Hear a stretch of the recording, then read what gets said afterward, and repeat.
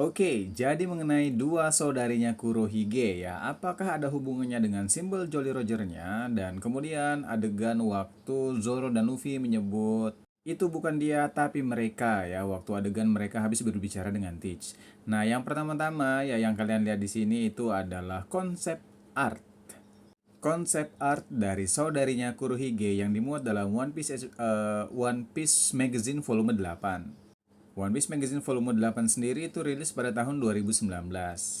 Selain dua saudarinya tadi, ada juga konsep art dari ibunda dari Marshall di Teach ini.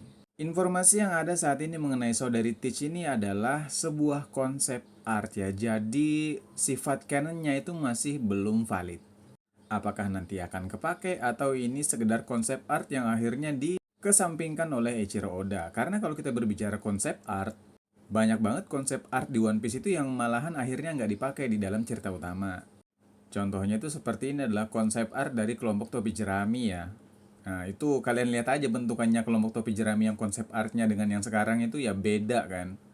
Atau mungkin yang mana dulu konsep awalnya Zoro itu akan dimasukkan dalam kelompok bagi. Jadi yang pertama-tama, dua saudarinya Kurohige beserta ibunya itu adalah konsep art sejauh ini ya. Sampai saat ini tuh statusnya masih konsep art.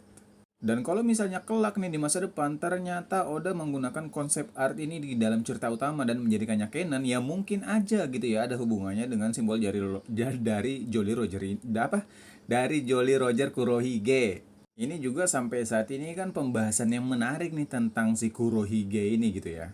Belum lagi yang di Pulau Jaya itu bukan dia tapi mereka yang sampai saat ini masih masih didiskusikan ya, masih ramai untuk didiskusikan gitu loh karena masih belum terjawab-jawab cuy, masih misteri ya.